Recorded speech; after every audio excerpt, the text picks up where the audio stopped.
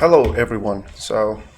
I decided to make a game from scratch and post every detail in my YouTube channel. So we are going to record everything end to end, and we are going to post this as a series of videos, which I'm going to record in my free times. So today is Friday and I'm free.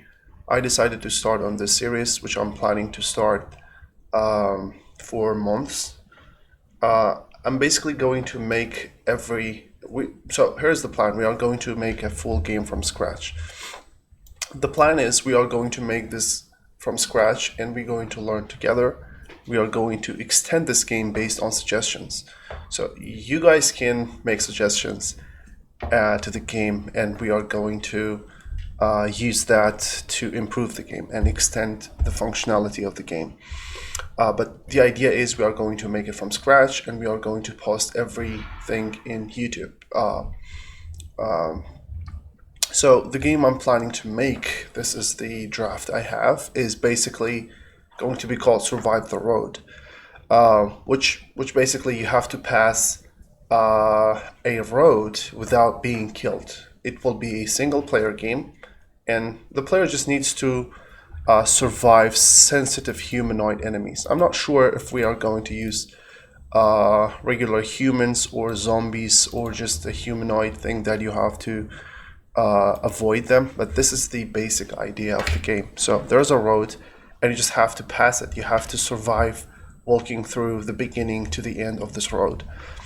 I'm not sure if the idea is good, but the point is not about the game idea. It's mostly about making this game something that we can learn from, and surely I can use this later as a portfolio for myself, but maybe that's my ultimate goal. But I was planning to do this a long time ago. I just want to have this series of making a game from scratch so I can learn myself and you guys can learn with me. I'm not a pro at this. I'm not. I have like 4 to 5 years experience in game development, but I'm not an expert yet. So we are going to learn together. So the game loop or the logic of the game will be pretty simple. You just have to keep yourself alive, passing this sensitive road, and it will be a real life looking game. So the game will be very punishing. So something like if the enemies have something like shooting at you, then just like a human, if you got shot, you are done. You will die basically. So this is my basic idea for the logic. The way we are going to implement this is basically we are going to basically use Unreal Engine 5 and C++. We are going to rely on GAS extensively. We are going to use Common UI for UI related things. Yeah, so that's the basic idea. So I'm just going to start by making a new project. I'm in Lyra, which is basically a free startup project you can use. I'm here to migrate the animations, but basically it will be a third-person game, so we need this. But first, I'm just going to make a new project. So the new project will be blank. I don't have any template, but the important thing is it will be a C++ project. It's important to have an acronym because, or a name at least for the game to use in the your project throughout the project. Mine is going to be Survive the Road, so the acronym will be STR, right? But I'm going to just rename it here under my document folder. Unreal projects, it will be Survive the Road. It will be a C++ project. Okay, it's not the right place. Here. I'm going to just make it a C++ project. Okay, so I migrated Manny skeleton with the animation from Lyra into here. So now we have poses and animations. Nothing more, it's just only the animation. So the structure of the folder is now like this. So we have content. I guess I can remove these. These are material functions, so we may keep them. Basically, we have characters, mannequin, animations, and then the mesh and rigs. The animation contains the animations we want, which is good for now. So now what we are going to do is going to start setting up a base classes in C++, because I prefer doing it in C++. So I'm going to just go to the folder, going to open the solution. Trust, yep. We can close this for now.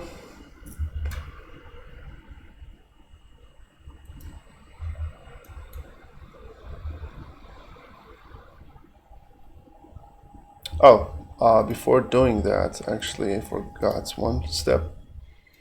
Let's just enable the plugins we are going to use.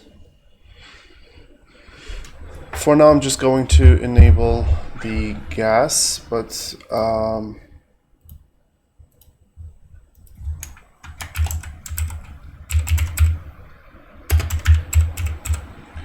okay, so we need gameplay abilities, targeting system, I don't know about this. Game feature actions, yep.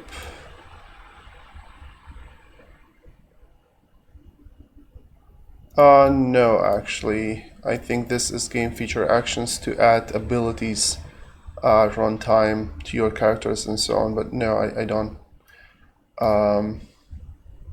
I think that's the only thing we want for now, so let's just restart.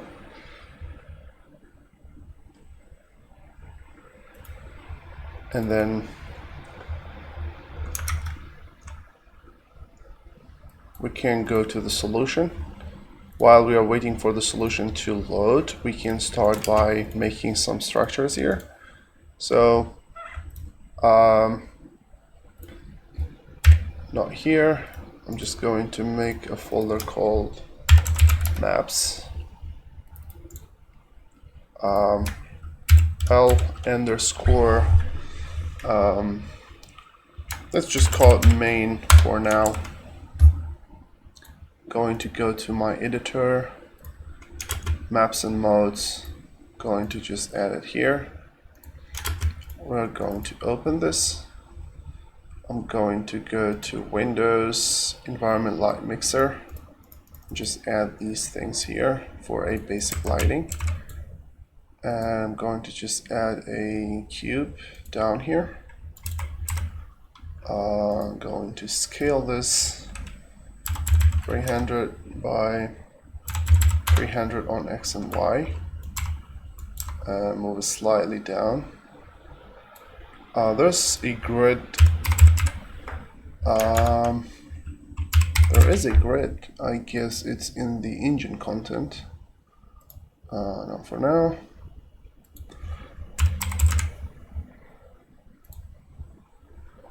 Show engine. Yep. There is a grid we can use for now. I guess this is it. Yep. So this can help us visualize the distance and games engine. So this is our basically source folder. We have the base.cpp and .h. I'm going to make a folder called this core, which I'm going to add the base class for characters. So Unreal Engine class, character. We're going to call this based on our character base class. It will going to be survive the road, right? str player. The name is not the best one, to be honest, but I mean, it doesn't matter. Okay, create. And since it's a part of the core, we also need a player controller. Let's see if we have a player controller here, or a player controller. str player controller. We also need a game mod. Oh, what I did? Did I just remove that? Oh, excluded that. Oh my god. I don't know how to include it now. Oh my god. Let's see, Control Z. Yep, you can do that. Okay, yeah, that's the good thing about Writer. Okay. We also need a game mode, so let's make a game mode.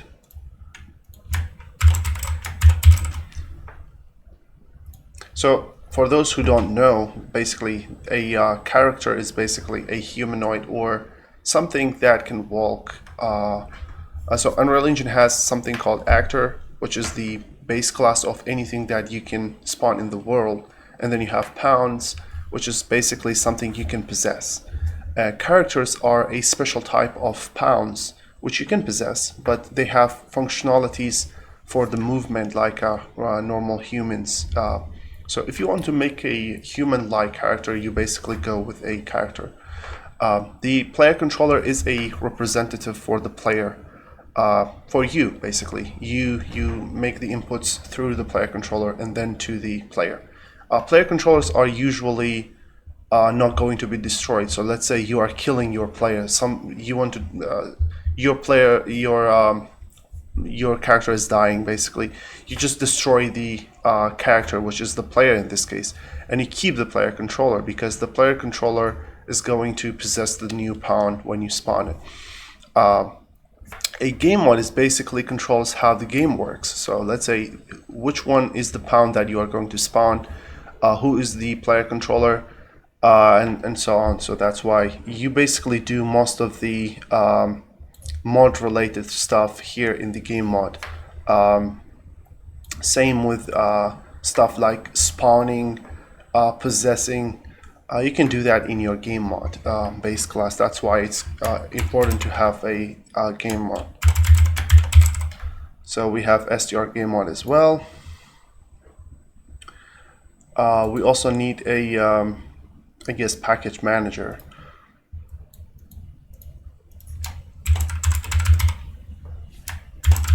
Oh, package manager.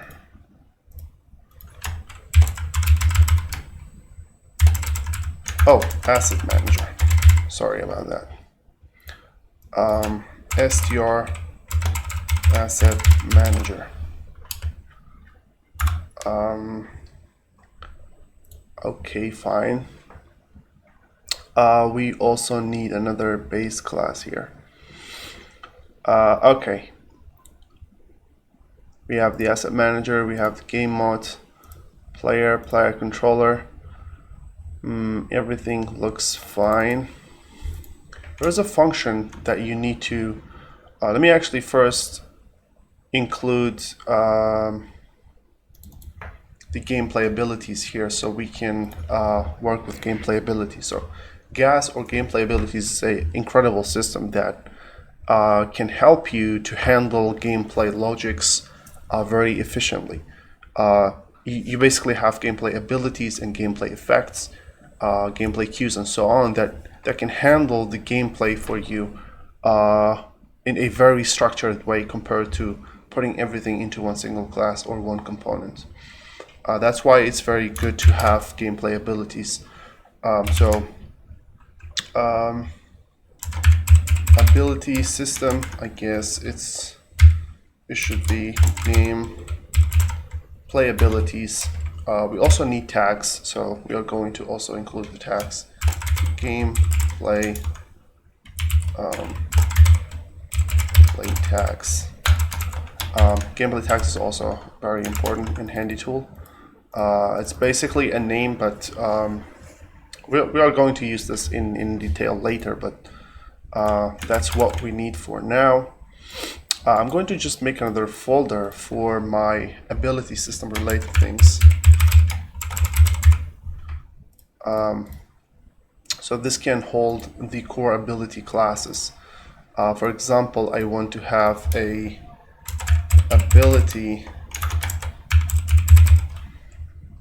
maybe I need to restart my writer for that to take place, because I included these models here.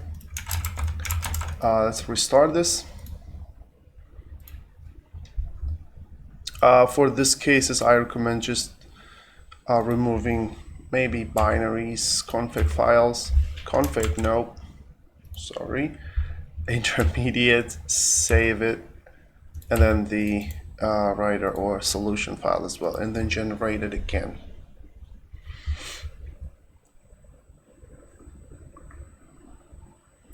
Now you can open it again.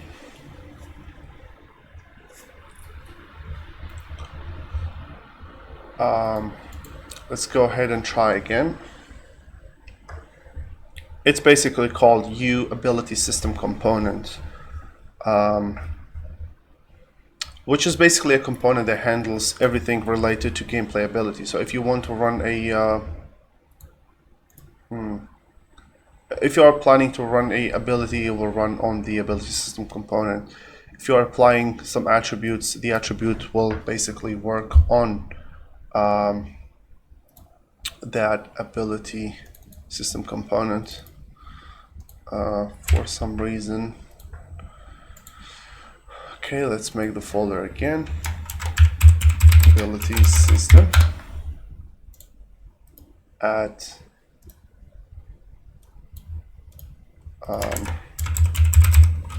alright, it doesn't show up, so let's just include it ourselves. So I'm going to just make a regular component, actor component. I'm going to call this survive the road ability system component. Ability system component, yep.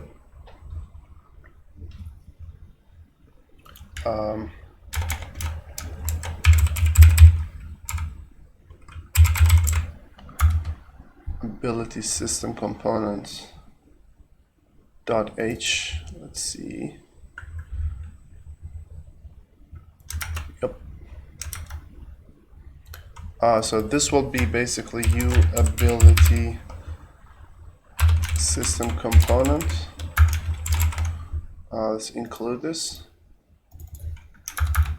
Not sure about the directory.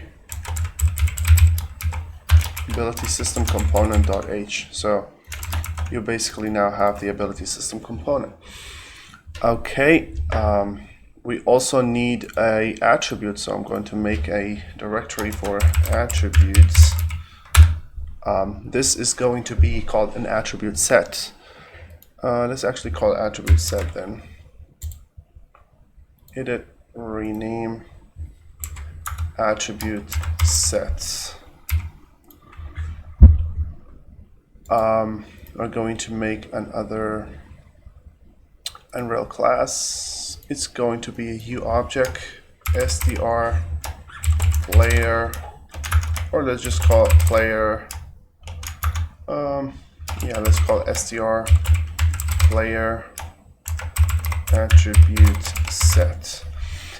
So I'm going to explain the attributes and their relationship with the ability system component later when I get into it, but basically we also need this to be here, and this will be U attribute set.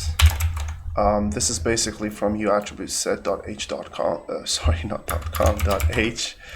You have the attributes. So the attribute is going to basically hold players. It will going to basically hold players' attributes. Let's say the player has health. The health is going to live here, and this is how we are going to manage the health. But before doing this, I'm just going to make a very simple movement for the character. Let's go ahead and do that. So I'm going to go back to core my player. What I want to do is just basically organize this a bit. So protected, I don't want tick here. Set up input component to be protected again, that's fine. I'm going to have variables on top. People intend to have different ways of managing their .h file, but I like to have the properties on top. So we're going to make a U property. U property is basically anything that you want to expose to Blueprint. So we want this to be exposed to Blueprint, so we are going to make it a U property. We say it's edit anywhere, so we can modify the values in Blueprint. It's Blueprint read and write, which means you can access or set this in Blueprint, which I would like to have it as Blueprint read only.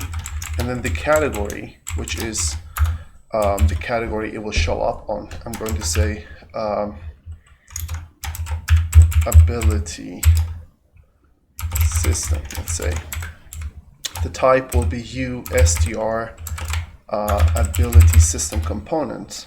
We are going to add a forward declaration here, not to include it in the .h file, and then the name ability system component. And then, okay, this is the public part, sorry.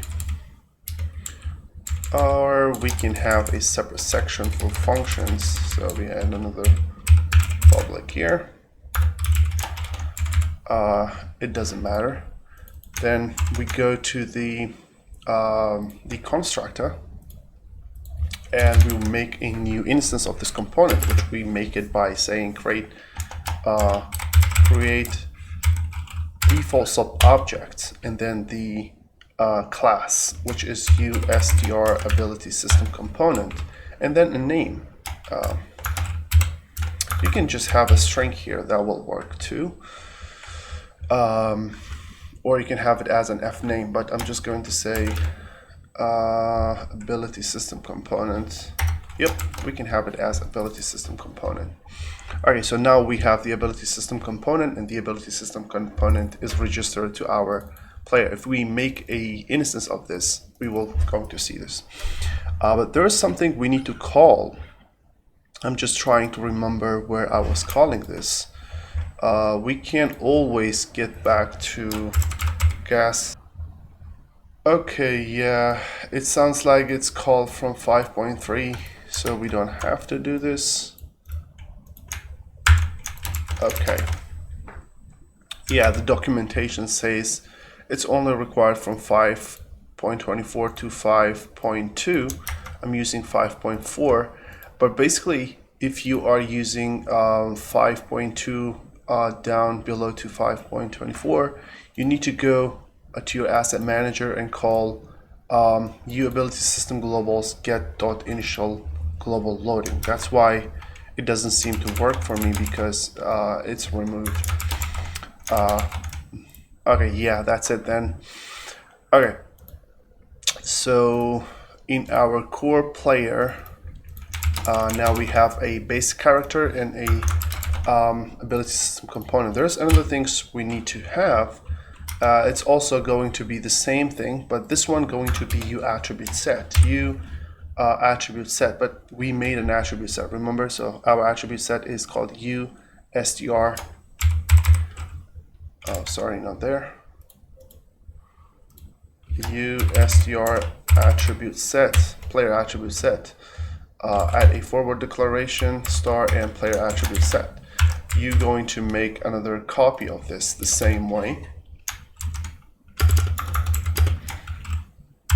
Create default sub object USTR player attribute set, player, or just attribute set. Okay. Semicolon, of course. Let's run this again. Okay, there are some problems. We have Unreal Engine already open.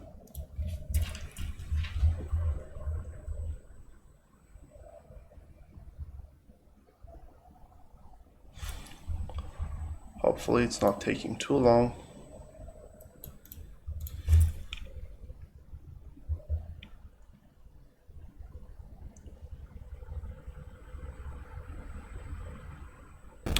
Okay, I think I realized it. What's going on here? It's because, so see, this is all related to gameplay tasks. That's because I forgot to, that's why it gives linker errors, because this is referring to gameplay tasks, but I don't have gameplay tasks here in my modules. So we need to add gameplay tasks as well. Let's see. Hopefully that's the error. Okay, yeah, that was the error. But basically what we have right now is we have a player. The player is now implementing this interface for getting the ability system component, which is not something you must do. It's just something you might need. We have the ability system component and player attribute set for our character. Let's go to our Unreal Engine and let's make our first character. So in my content, I'm going to make another folder.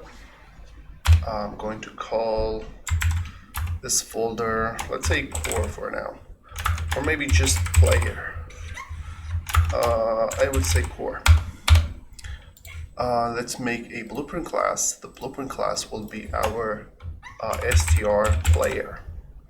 And here we pound character str player. We call it BP. Let's just call this player in blueprint, I mean. Now, when you open this, you realize we have an ability system component here, which is good, and we have the ability to modify them. You don't see the attribute set here because it's actually a U object and not a component, but you can access it by calling get attribute set. You see, it's called get player attribute set. So you can access it. It's blueprint readable, but it's not visible here because it's not a component. So let's add a character here to our mesh. We have Manny. Okay, here it is. Okay, we have our player have some shape right now. I hate the shape, but I mean, there are clearly some things missing, but it's fine. Okay. Now, let's say we want to move this. For this, we want input, right? Let's set up some inputs. So first, we are going to use enhanced input.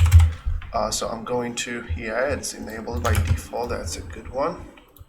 And we go to content. We make another folder called inputs. Here we need a input context. Config, no. Input mapping context, sorry.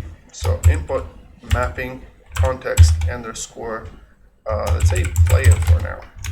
That will be fine. Then this is just mapping it. So if you click on this mapping, you see it requires something else. We don't have any of it, but you see it's just mapping the keys to this action. It's called action. So let's make some actions. It's basically called input action. Let's go ahead and make some input action. It's basically represented as IA, or the suffix is basically IA. Prefix, not suffix. We want some called move, and we want maybe have something like attack. So we are going to have input action attack. So the reason these two are separated, because you can access them as assets in the code and in the blueprint, and you can have multiple contexts that are basically using this input action in a different way. So that's the reason it's separated. So the first one I'm going to use is the move one. For now, I'm going to have AWSDA, so W for moving forward.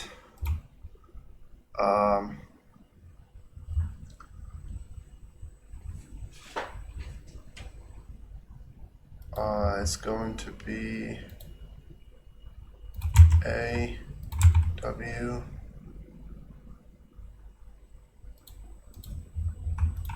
S, and D. You can rearrange these things anytime. So it doesn't matter. The move is basically not going to be a bool type, so it's going to be a axis 2D or vector 2D. This basically means you can have 4 values. So each of these are giving a like different values.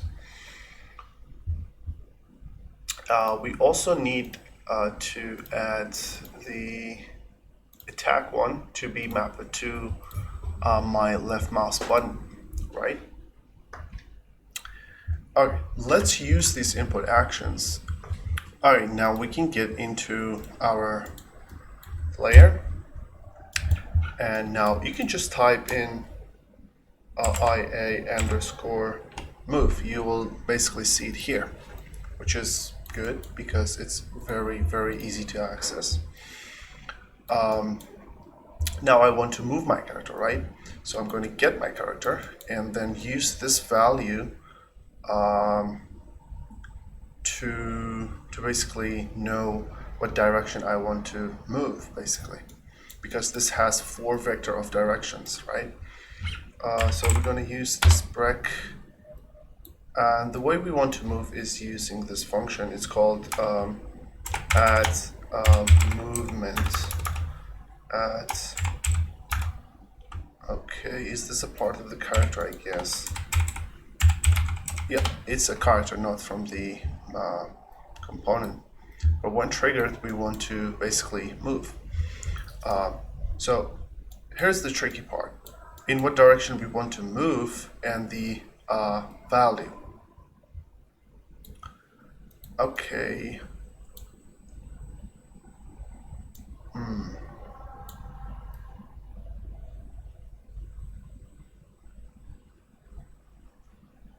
Okay, so there's 2 possibilities because these 2 values can be non-zero at the same time, right?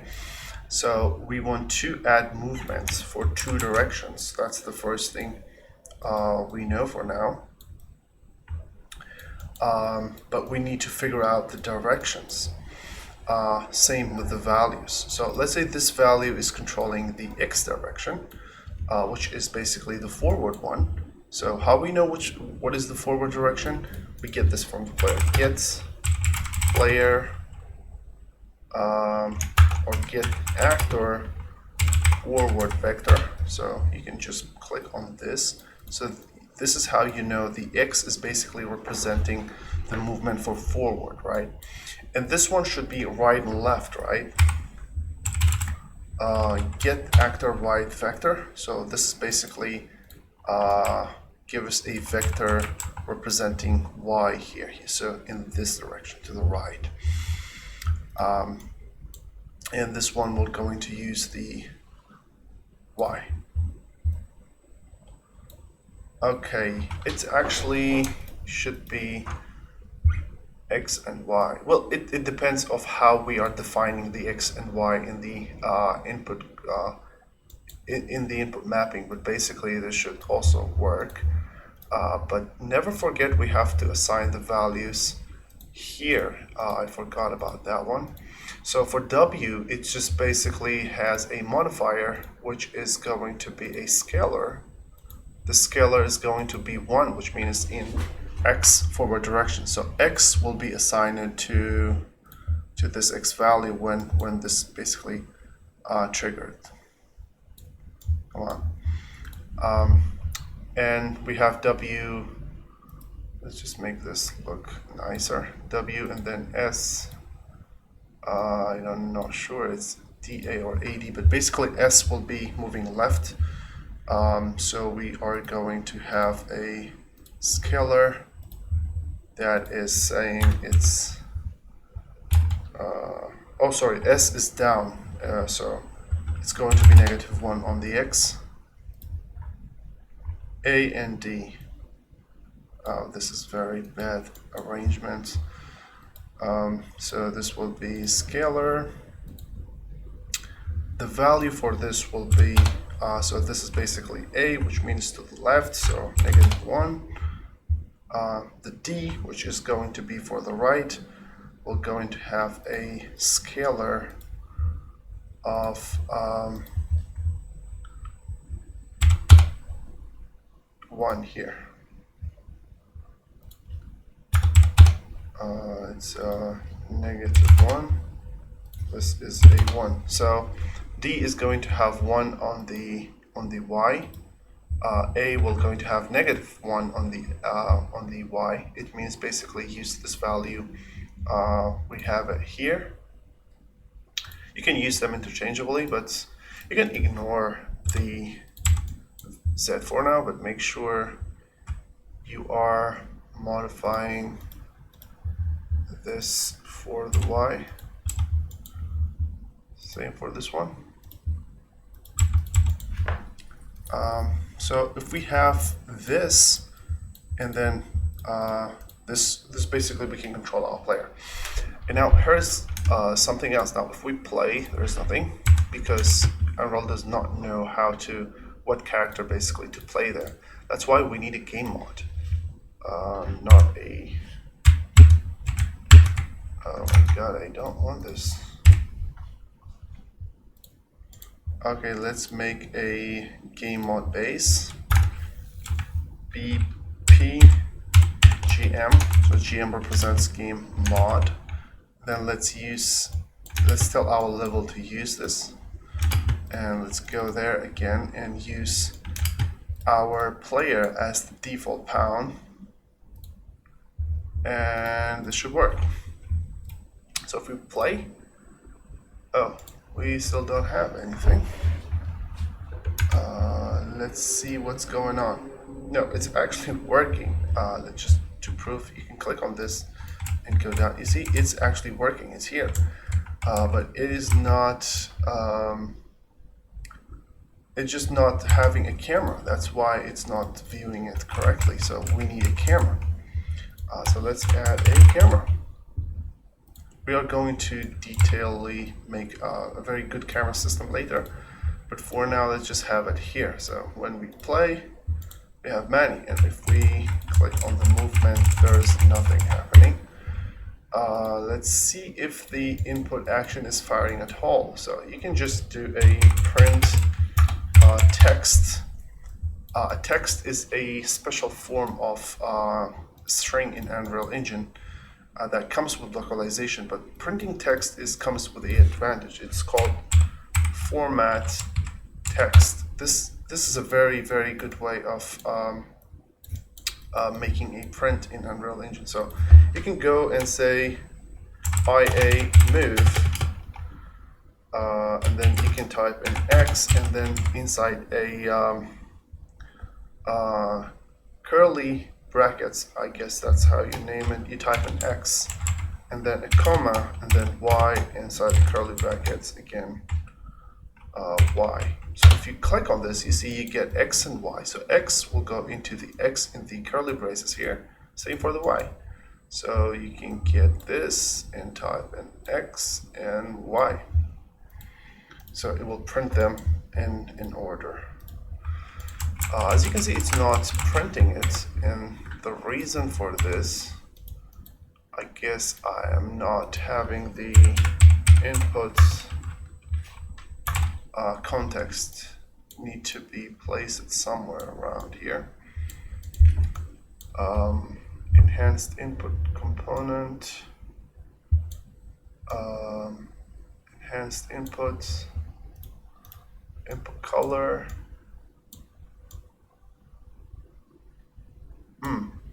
Yep. No. Okay. I just realized what's wrong here. So we need to tell through our player controller to use this context. You see the context we made in the input. We made this context. We need to tell our player controller to use this context. So that's why we need a player controller, because player controller mostly manages the input stuff, right? So we have input player, str player controller, call it BP player controller. So inside our player controller, we can go here, and when we possess the pawn, event on possess, so we know we are possessing a pawn in that point of time. That's how we need to tell the system, hey, here's an input context, use this. I guess we need to get a subsystem from the enhanced input component. Get enhanced input, get enhanced inputs local player subsystem, I guess. And we want to say register a context, add mapping context. Let's make this ignore all press keys until released. I guess we need to be add has remove. Yeah, I guess that's it. Let's just try and see. We select our context, and we need to tell our game mod to use this player controller. That's why we come here into the player controller, we add this, and we play. We still don't have any. Yep, we do. Yeah, it's only working for forward and backwards. So we have a problem with our A and D, actually. I might be doing something wrong here then. Okay. Okay, so I figured that out. So so here's the problem that's basically happening. I'm modifying this. Let me just set this to 0. Same with this one. Okay, so the reason is, so we are making this scalar with the W and S, and then we are modifying it here, which is going to be overridden basically. So instead, this is how you should be doing it. So you set this to world space, which is basically going to work with this too. I'm not sure how, but it will going to invert or inject this into the Y of the. If you read this, it's basically made to populate the Y-axis, and then in the A, let's say you want to basically invert that. You basically add the wall space, and then you say, hey, negate this or inverse this. And when you do that, it magically starts to work for some reason. But I realize that this is how you should be doing it. So you basically define for W and S, and then you say, hey, this is for the right one, and hey, this is for the right, but negate, which means for the left. Okay, so you just copy and paste this. I guess that will be fine. Okay, now we have our player moves right, back, forward, and we have a basic movement. Okay. Let's also have a camera movement around player, because I mean we don't have any camera movement, so let's add another one here. For move, we're going to call this look. This is going to be a vector 2D as well. Go into input context. We are going to add the look. So the key for this is called mouse X and mouse Y.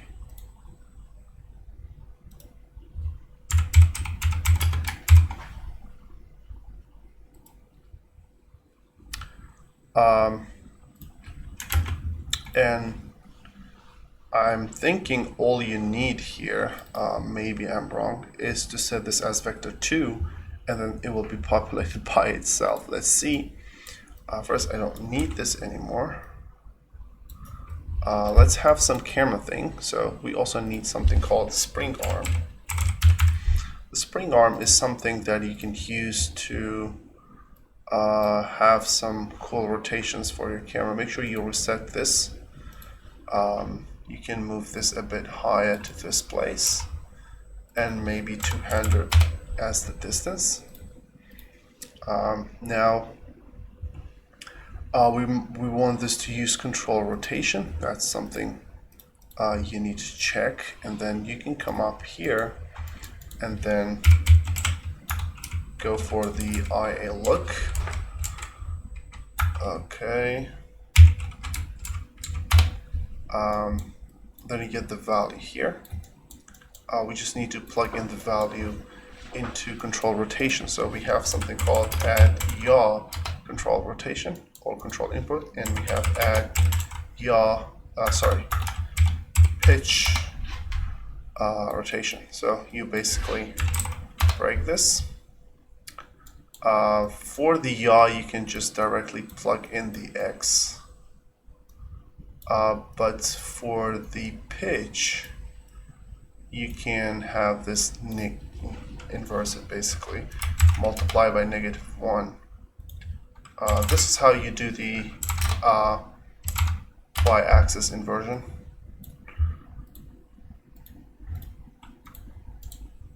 Okay, so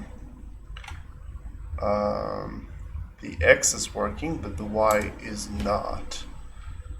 Sounds like we have the same problem.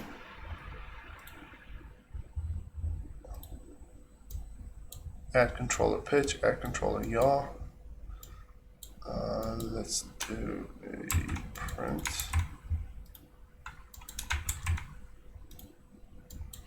Nope.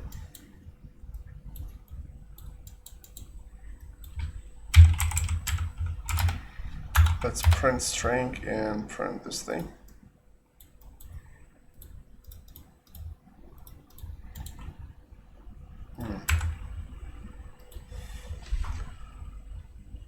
Let's do a modifier. Same. Yeah, that's the magic modifier for some reason. But basically now we have a controller. And we can move and we can rotate, but I don't like this material for some reason. Okay, so now we have this basic movement. We can rotate camera, but notice the character is snapped to the camera. For now, I don't want this. I want it to basically have a free movement because the animation for that is easier to set up, and I want to get the animation set up as soon as possible. So we can just go here into our character movement and search for orient rotation to movement. So basically means make sure this is facing the direction it moves. Also, you need to go to your character and type in rotation, and you need to make sure you're not using control rotation yaw, because that's how the snapping works. This is basically responsible for the snapping. And I noticed I did something wrong here because I'm using characters direction to determine the forward and backward movement, which is wrong. So what is the right way of doing this is by using the control rotation, because the camera is basically a representation of control rotation. So you can say get control rotation, and then this is the control rotation. You can break this. You can break this rotator and you get the pitch, sorry, the yaw. The yaw is a representative for the direction of the current camera rotation. You can just do a, let's say, make, I guess, something called right vector. Make vector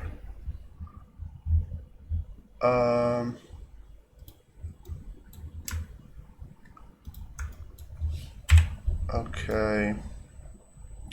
Well, there's actually a better way. You can just say get forward vector. But the problem with this forward vector, it can face downwards, but we want to make sure we don't face downwards. So we need to break this and make sure we ignore the Z. So we make another vector ignoring the Z. See? But we normalize this. And now this vector is pretty safe to be injected into the forward vector. We can do the same for get right vector, but we want to ignore the Z vector because that will worse the situation for us. And here we go. If you don't do this, you will notice a unusual rotation, which we want to avoid. So now my character faces the direction I am moving. So even if I come back, it looks cool. Okay, now let's go ahead and add some animation. So I'm going into my mannequin, in my locomotions, unarmed. For now, we are only going to care about the unarmed. So for now, as you can see, we are just need 3 basic movements. The first one is idle, moving forward as a walking, and moving forward as running. So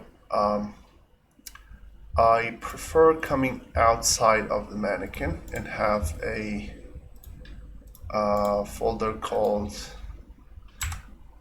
or maybe we can just have it inside the mannequin animations, but here maybe locomotion. Yeah, let's just have it here, why not? I want a blend space, a 1D blend space. So let's just create, we can select an idle, maybe there's option for that. Idle break, idle, crouch, idle, idle ready. Yep, I think this will be fine.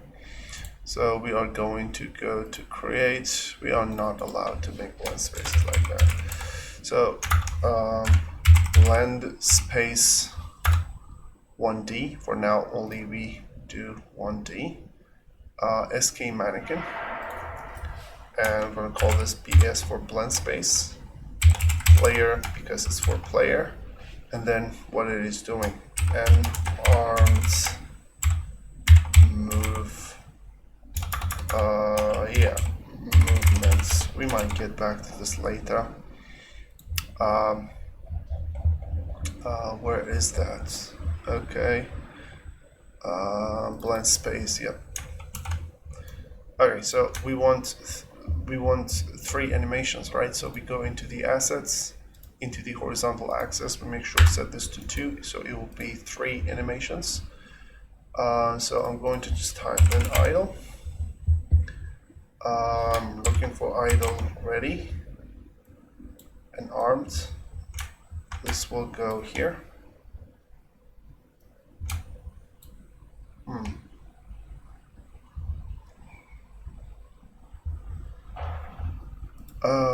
Why is this? It's a blend space.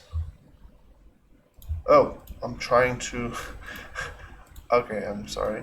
I was trying to drag the file into itself. So unarmed and walk, that's fine. An armed walk forward.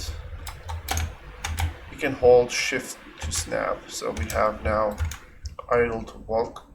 So the blend space is very easy to make a blend between them. And let's just have a run. We don't have a run. Yep, we do have a run. No, we don't. Why? Maybe it's called sprint.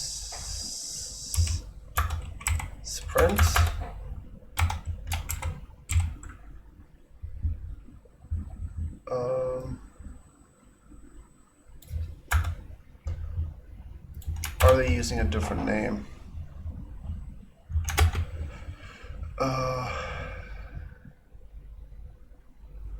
It's called jog. No, it's some sort of jumping. I'm afraid there is no run.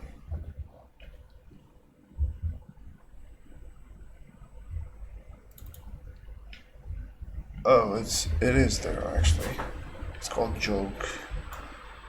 I'm not a native English speaker, so I don't know. But basically,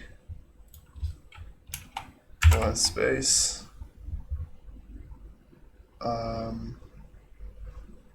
Player and arms. Type a jog.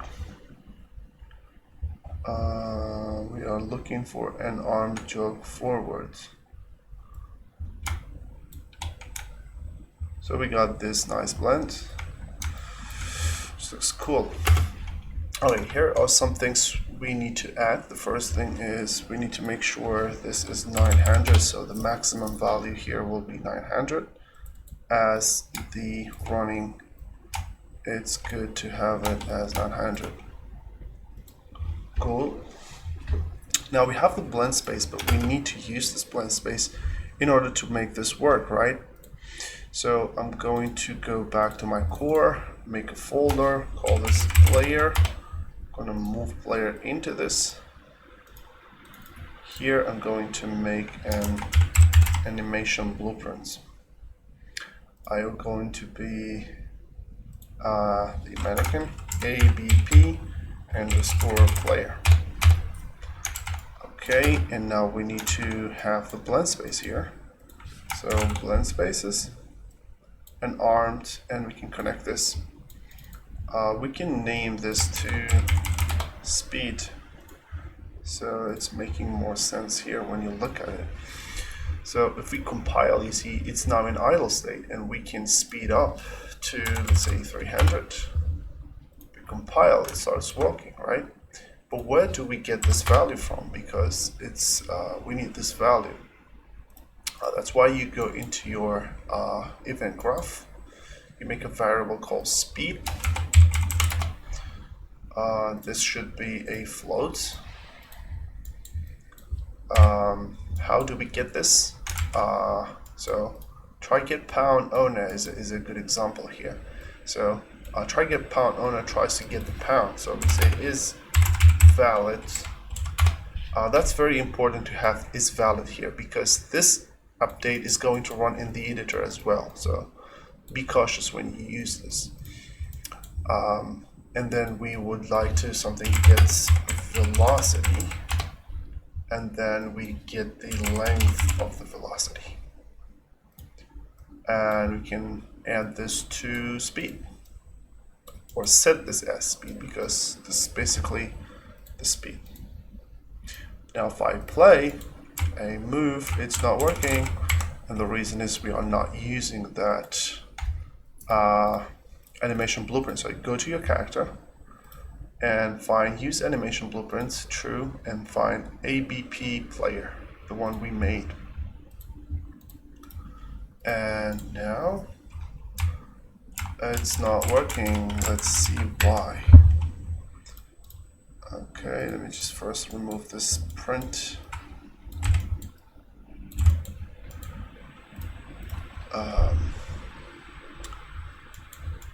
There is something. Where is the blueprint? Okay, here we go. Try get pound owner, get vector velocity and its speed in white. Oh my god, it's not connected. Okay, sorry. Okay, now it's working fine. It's working. Alright, you notice some issue, right? So let's just try and visualize that again. Where is that? Player start.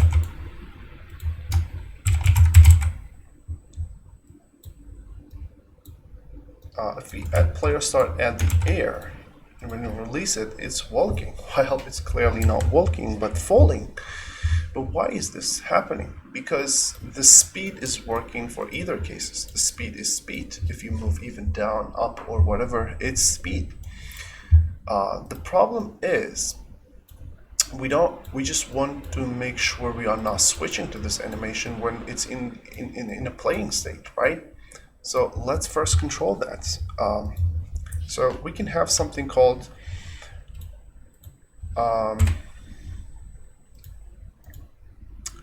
I'm thinking of having a C++ base class for this actually. to have this values, but for now that we are not very worried about the animation, we can do this here. So if I do some thing here, let's say I want to cast this to something. Let's cast this to a character because we know it is a character. Let's say is falling. Yep, we do have that boolean nav movement component. Do we have is jumping? What is this? They're providing a force such no. Okay, so this is basically the first one you need to worry about. So, or you can just say get movement mode and check if it's a falling state.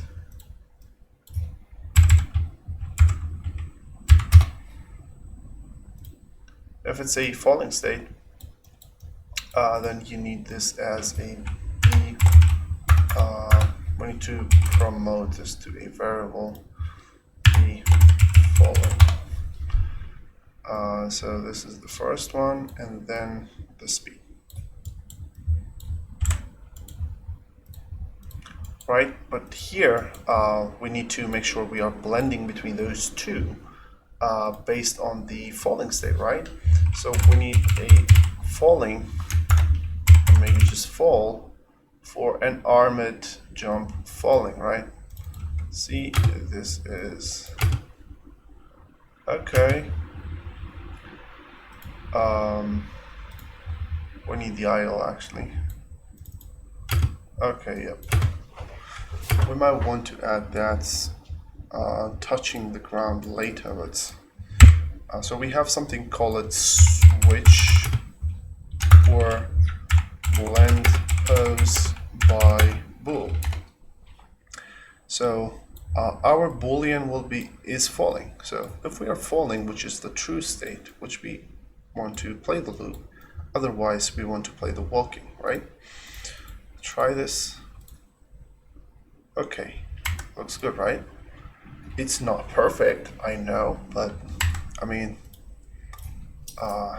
we can't switch between animations, right? Now, okay.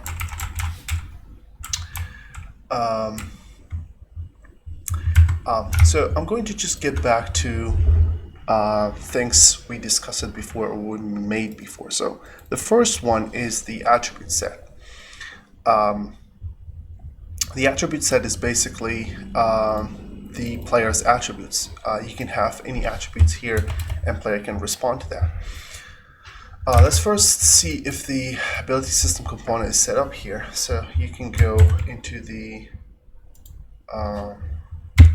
commands and type in show debug ability system. Yep, we have the ability system set up, but we don't have anything. That's basically a proof that ability system component is set up for this player. Now let's get and add some attributes. So the first thing is basically, I think it's called F attribute. Okay, F gameplay attribute and attribute data. So the one we want to use is an attribute data, which basically is a attribute that can live in our attribute set. So let's say we want health, and the other one we want is basically we want health and we want walk speed. So we want to have the character's ability to walk the speed as an attribute because it helps us to modify it very easily. It's not the best way to do it. I'm not saying it's the best way, but I'm just saying it's not the only way you can do this, and maybe it's not a good practice for some people, but it definitely can help you speed lots of process later, which we're going to talk about. So we're going to have something called walk speed. These are going to be hue properties. Okay, now we have these hue properties, but we need something called accessors. That's why you need gas. This is why gas is very good, because they have this accessors here defined. This documentation is very good. You can remember these kind of macro things, but it's always easier to just copy and borrow it here. Let's type in accessors.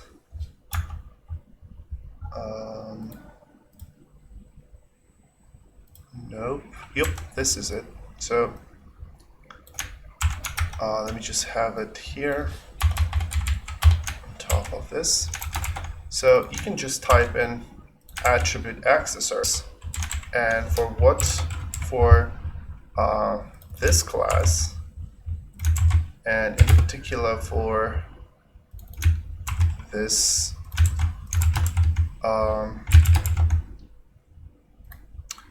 I think I need to include ability system component here, because these functions that are accessed, these macros are from Unreal Engine. So you would get all of these accessors for set property, get property, getter, setters will be set up automatically for this, and same for the walk speed. So the good thing here is now you can say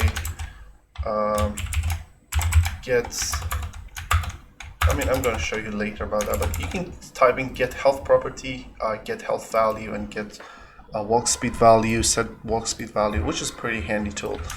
Now we have health and we have walk speed.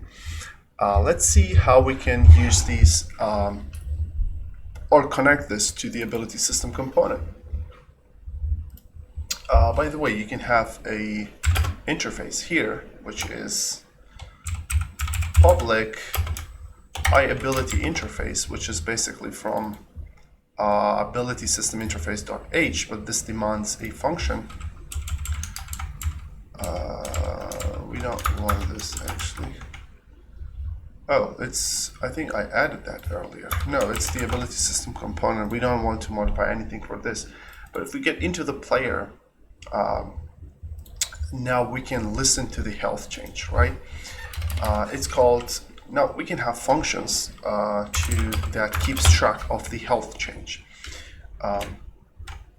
Let me create two functions, one for listening to the health change and one for the basically walk speed change. So when these attribute changes, we are going to be notified. I'm going to talk about how we are modifying them, but let's first add these functions. So I'm going to say on health change. I think it's called f gameplay attribute change. Let me just be sure. Let's just go to the begin play and let's try to bind to those. So if is valid ability system component, then we are getting the ability system component. Let's say on. I think it's called on attribute change it. Attribute changed. Yep, gets the function is pretty long name, but basically it says get gameplay attribute value change delegate, which basically a function works as a getter to get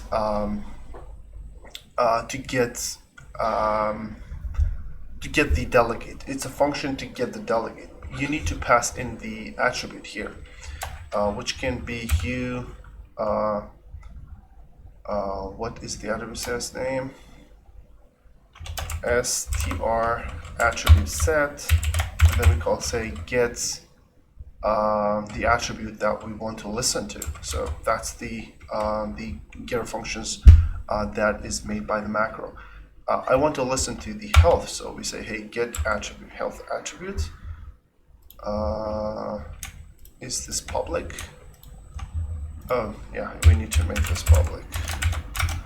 Okay, and then dot add dynamic or add U object. This is how you find delegates though. This, and then let me actually see the structure of the delegate first. The structure has something of an attribute change data. So it will be a str player on health change it. This does not seem to be acceptable for now because the parameters are not matching. But let's modify the parameters because it's f gameplay attribute change, and it's a const reference, new health attribute.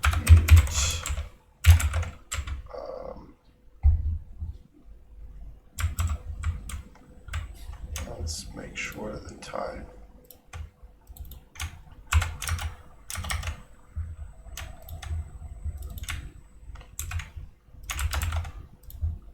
And then you can define it here, which is again in the wrong spot.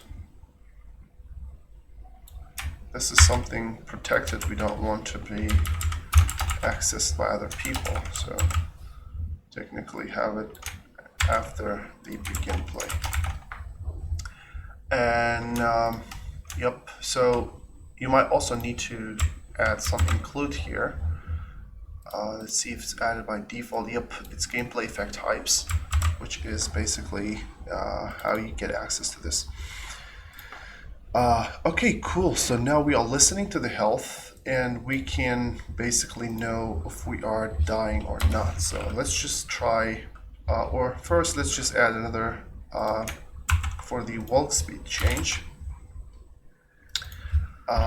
Let's call this on walk speed changed, and let's go and make that one too.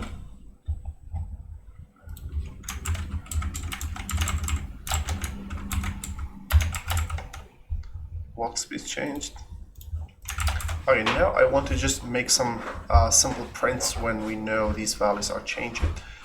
We are going to later make it a way to affect the gameplay. I'm just going to add gengine add on screen debug message -1 12.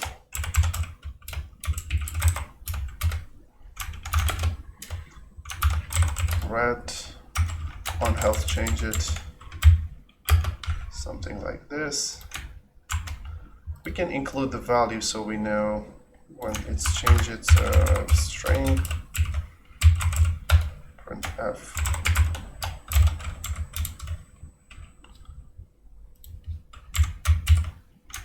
I'll health change it, new health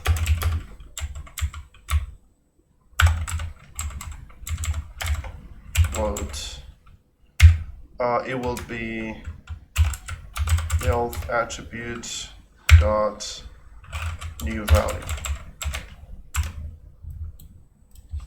Same for here. It will just be walk speed.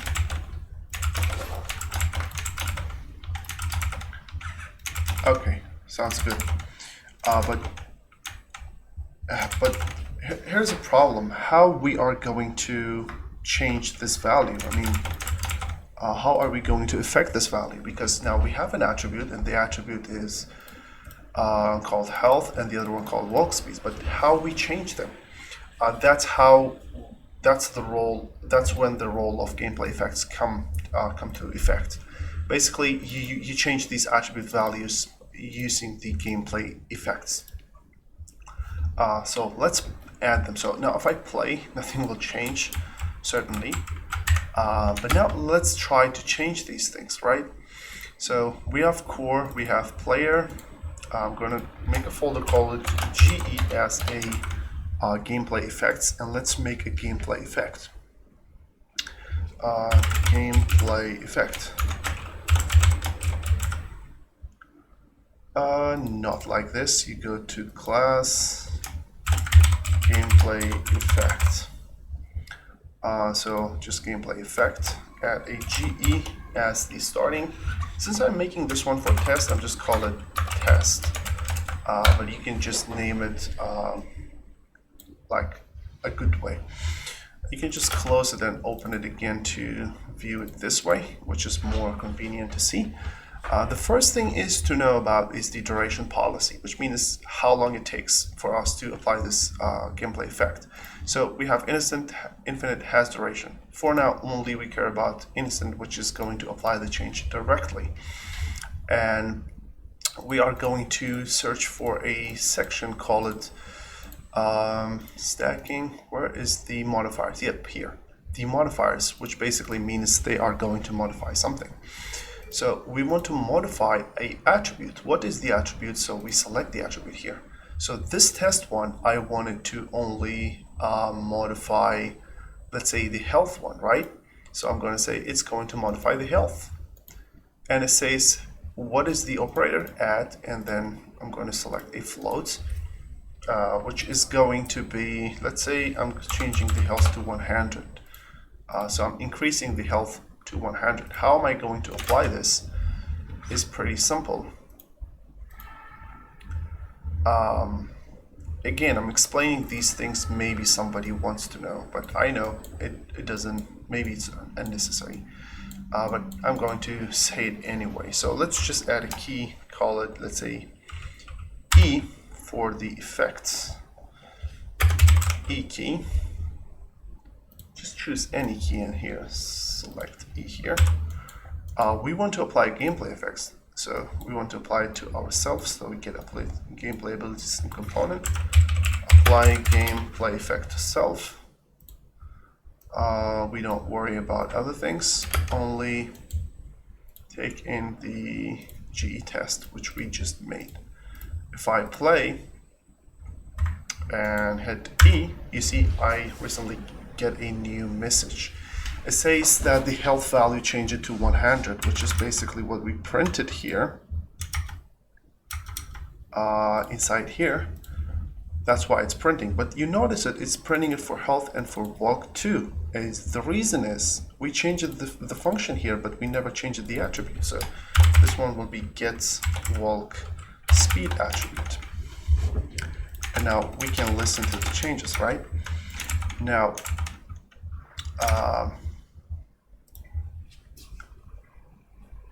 so something we need to keep in mind, when the walk changes, walk speed, we want that value to be applied to our character, right? So we want to say get character movement walk speed. The max walk speed will be, oh my god, this is also named health. This is wrong naming.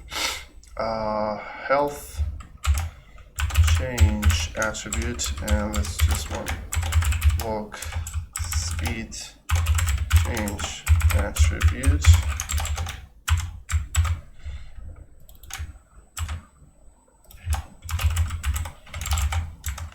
Okay, now we have them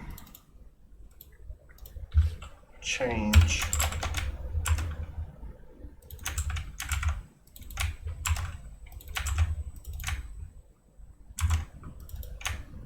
Alright, now I want this to be change dot new value. So what's going on here is we are updating the walk speed whenever we change the attributes. So that's what we are doing basically. Whenever we change the attribute, we update the walk speed with it. So now let's try this and let's see why this is very important.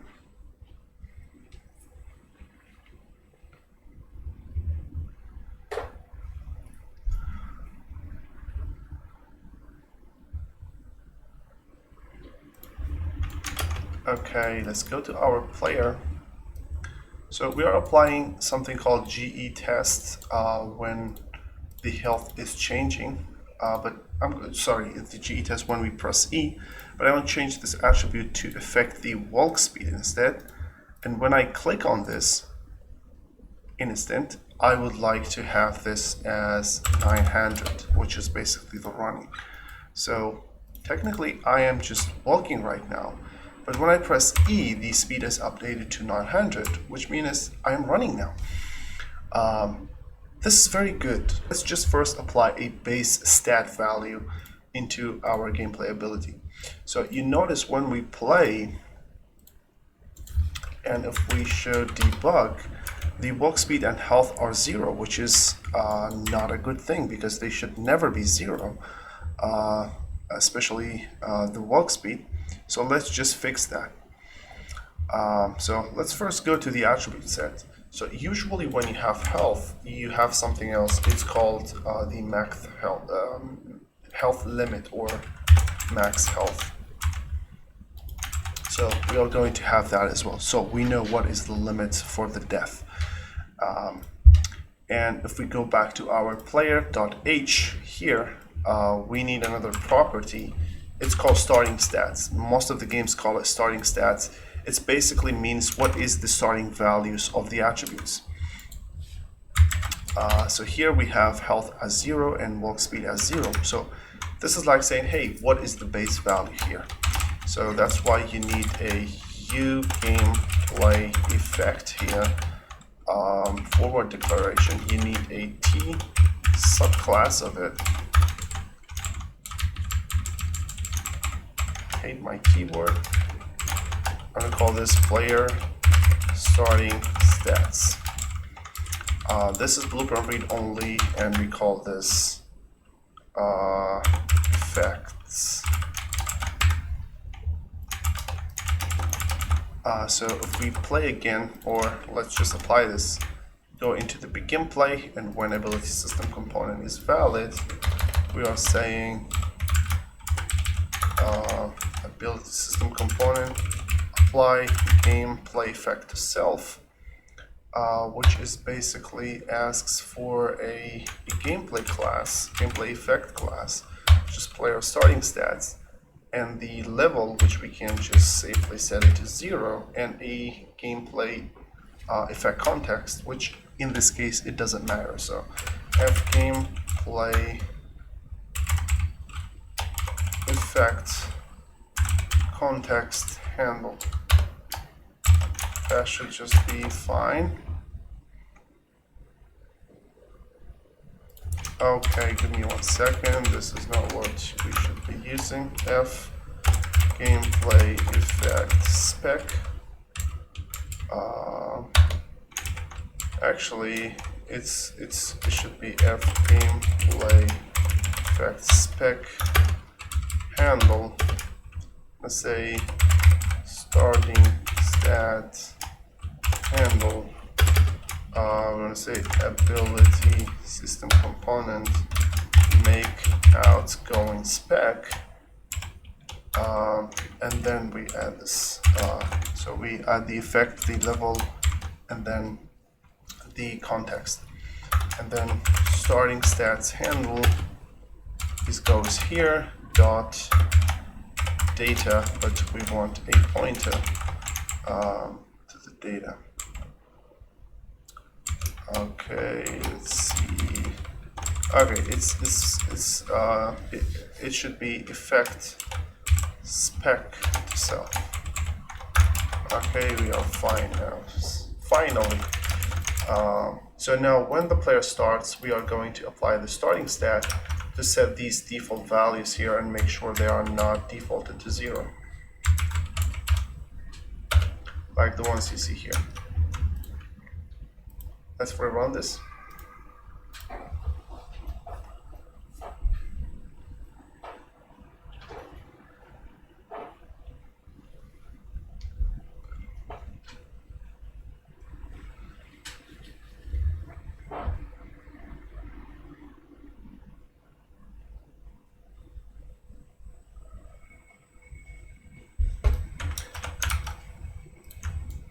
Okay, now if we go to our core player and our player, you notice we have a section here called effects. Where is that? Yeah, you see we have effect, player starting effect. So we need a player starting effect. So let's make a copy of this.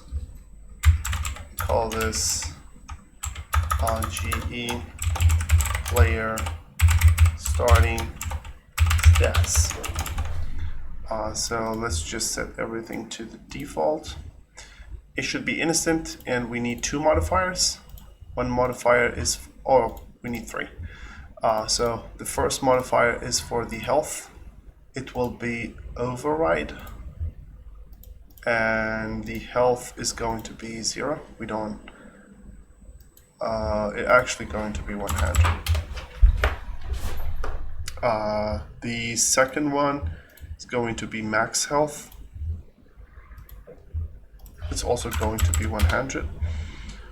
And the other one will be walk speed, override.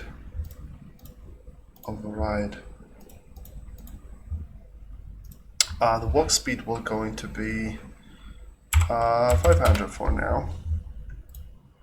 Now if we play, we get an error. And it's clearly because we are not having the gameplay effect is basically null.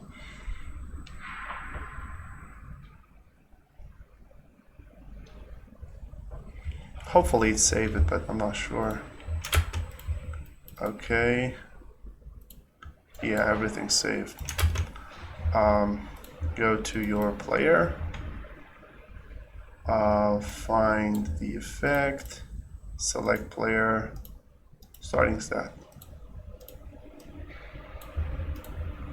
Let's play. Yup. Now you see we have both of the things change it. Now if we show these, no, the starting stats, you see the health is 100, the max health is 100, the walk speed is 500. Alright, so now we have the basic starting stats set up for player. Now let's think of something to damage the player. I know this just to handle the health, right? So I'm going to just go to my developer folder because I'm trying to make something that is never going to be used in the game. I'm going to make a blueprint. This blueprint is going to be of type actor, BP, apply GE. So this is just going to apply gameplay effect to anything that overlaps with it. So let's go and find a box collision. And when this box overlaps with anything, we want to get ability system out of this guy and just apply gameplay effect to self, basically. The target, no, to self.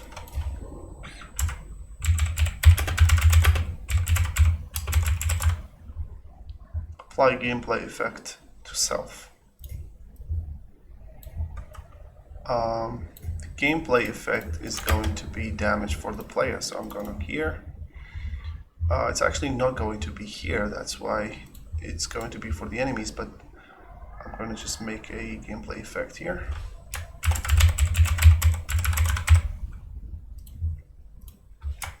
GE damage player. This is going to be instant. It's going to override or modify player's health. It's going to be additive. The sign will be negative.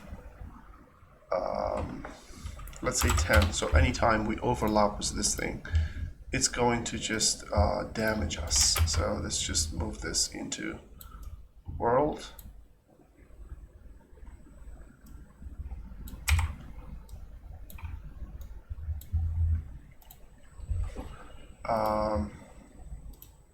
Let's set up some other things. Let's go to the collision, make sure it overlaps everything. It is. Let's add a shape here so we know we can see it. Let's say this collision.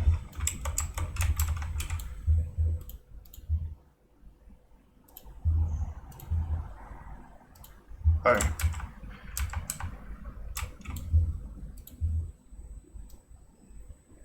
Make this a bit bigger. Okay, so we want this to be a bit transparent. Sure, if we have any transparent color. Come on. Nope. Okay, yeah, that's cool.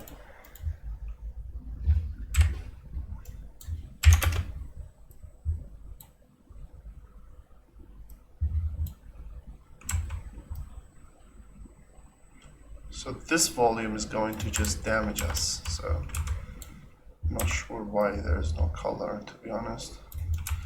But basically, if we go into this, it should just damage us.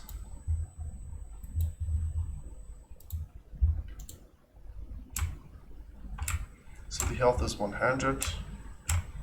It's not detecting me. Let's see why. Let's actually see if it's detecting anything. Or oh, it does not have the effect. Okay. You see, it's reducing my health. It's 9, it's 18, it's 17, it's 16, 50, 40, 30, 20, 10, and 0. We should die now, right? It's not working, but it goes to negative, which is something we don't want. Let's do something about that. So when we are about to die, let's do some reactions. First, I'm just going to remove these prints because they're really not necessary. So when health changes, okay, yeah. Okay, let's just assume when health is lower than 0, then we are dead. So we're going to just do a very, very simple check. Health attribute change dot new value is less or equal to 0, which means we are dead. Do something about it. Now, what we want to do here is we're just going to restart the game. So how we do this? There's plenty of ways, but I'm just going to handle this here and just for testing. So we do something when you die. I'm going to just restart the game. So I think UE5 system library has something like that. Let's just see. Come on, UE5 system library, open world, open. Oh, let's just get world. Travel, open. Well, I'm confused. I don't know what was the command for opening a new level.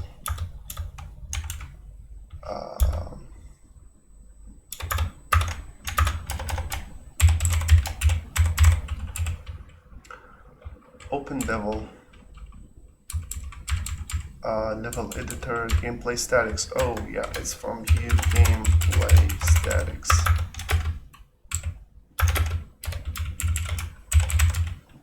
Yeah, open level. But the problem is we don't know what is the current level to reload it, right? For testing, reload the level as a punishment, right? But you can get it by saying gameplay statics get level, get current level name, get world. So you provide the world and then true, and then you need to have this as toString, I guess. I guess one of these is okay. Get world, F level name,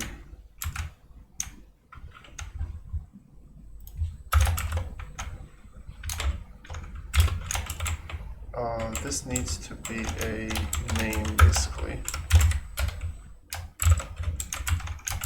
Okay. So when we die, we are just going to reset the game.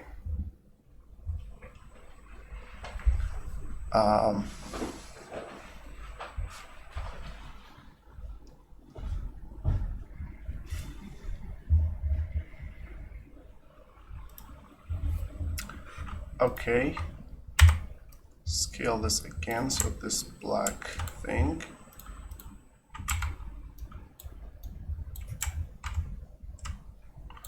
You don't have to go into it. Let me just make this damage a bit more intense. Say it's 400. Let's play the game. Let's show the stats or the attributes. The health is currently 100. We want to go into this.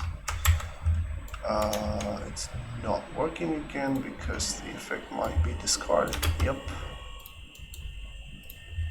Save this time. So the health is 100. We go into this. It's negative 400 again. So this time it should kill me. You see, the game is restarting now.